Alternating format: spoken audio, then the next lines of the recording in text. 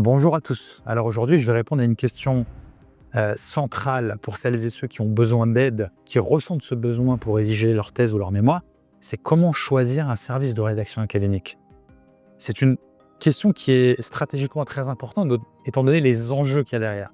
Valider un mémoire ou valider une thèse, il en va de la validation d'une année, voire de plusieurs années sur une thèse de doctorat. Donc, on ne voilà, on ne lésine pas sur les moyens, si je puis dire, on ne fait pas d'économie sur la due diligence, sur les vérifications qu'on fait sur le service académique qu'on va choisir. Donc ça passe par quoi?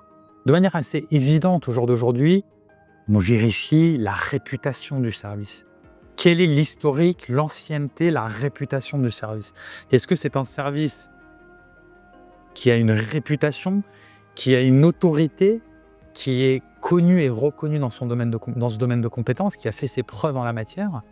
Oui ou non? Si ce n'est pas le cas, ne perdez pas votre temps, puisque sinon vous allez prendre le risque d'être un des premiers ou vous allez participer à la formation d'un service de rédaction qui n'a pas la légitimité pour vous aider en la matière. Donc, étant donné les enjeux, on prend quelqu'un qui a de l'expérience et qui a fait ses preuves à l'examen, si je puis dire. On ne prend pas de risque à prendre un nouveau, un débutant, parce que les enjeux sont trop importants. C'est comme si vous deviez faire une opération du cœur et que vous preniez un stagiaire. C'est suicidaire. Donc si vous faites appel à un service de rédaction académique, vous prenez un service qui a une bonne réputation, vous prenez un service qui a de l'expérience et qui a une ancienneté de plusieurs années. L'ancienneté, vous pouvez la vérifier, l'ancienneté du site. Vous tapez sur Internet, sur Google, vous avez des whois, c'est whois. Vous avez le niveau d'ancienneté du site. Depuis combien de temps le site existe-t-il? Quels sont les avis clients vérifiés? Si effectivement c'est des avis clients qui sont véridiques, depuis combien d'années le service existe-t-il? Ça déjà vraiment c'est le premier filtre que je vous invite à mettre en œuvre. Si le service académique ne passe pas ce filtre-là, c'est pas la peine de perdre davantage votre temps.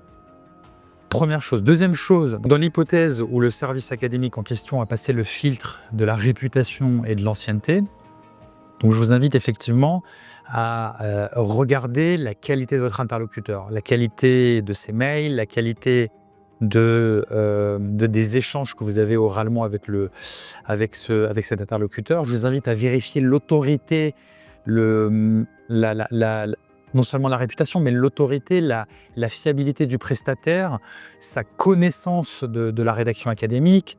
Est-ce que c'est un vendeur qui cherche simplement à vous vendre un service, ou bien est-ce que c'est quelqu'un qui connaît le sujet, qui connaît son sujet, qui connaît la rédaction académique et qui connaît les nuances et toutes les subtilités en fait, de cette rédaction qui est très spécifique au niveau académique pour répondre aux attendus des écoles. Je vous invite à jauger un petit peu votre interlocuteur au téléphone, par écrit, par mail, à regarder sa fiabilité, sa qualité. Vous avez de nombreux indicateurs à travers cela, notamment.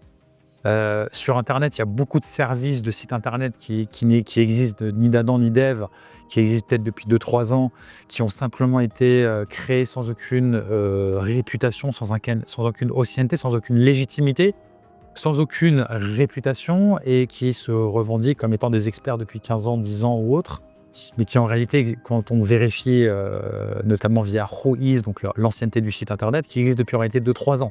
Donc il y a des petites incohérences de ce type-là qui permettent déjà de démasquer de nombreux opportunistes et de nombreux profiteurs effectivement qui effectivement trahiraient certains indices de ce type-là qui permettraient de voir justement leur manque de fiabilité. Un rédacteur académique va répondre à des enjeux énormes pour vous, notamment la validation de votre année. Donc ça doit être quelqu'un d'intelligent, de compétent, de fiable, qui a fait ses preuves à l'examen. Et aujourd'hui, grâce à Internet, on peut vérifier cet historique et c'est vraiment dommage de s'en priver. Se jeter sur le premier site venu, ça me paraît vraiment quelque chose une grande erreur stratégique, parce que c'est comme si vous devez vous marier avec la première venue. C'est jouer un petit peu au loto. On vérifie, on fait ses due diligence, on fait ses vérifications, parce que les enjeux qu'il y a derrière sont tels qu'on ne peut pas se permettre, on n'a pas le droit à l'erreur.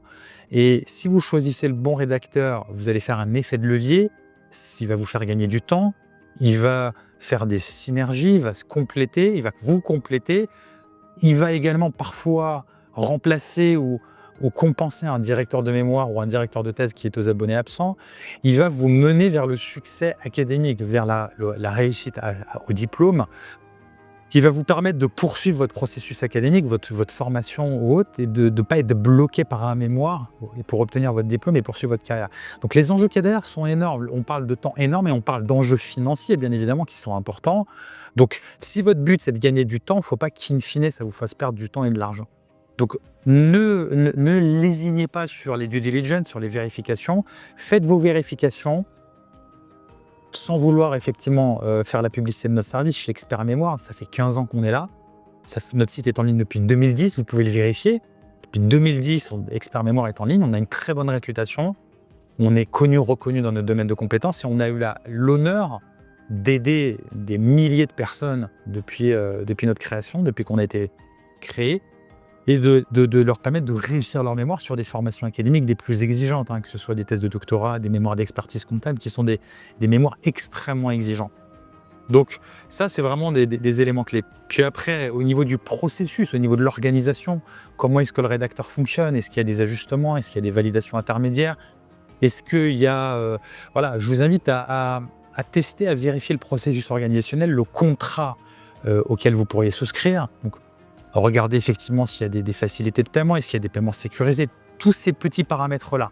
Mais qui, à mon sens, dans cette loi de Pareto, où on a vraiment des éléments qui sont clés, d'autres qui sont beaucoup moins importants, mais les éléments clés, c'est vraiment la réputation, l'ancienneté du site, la qualité de votre interlocuteur, l'organisation qui vous est proposée au niveau rédactionnel.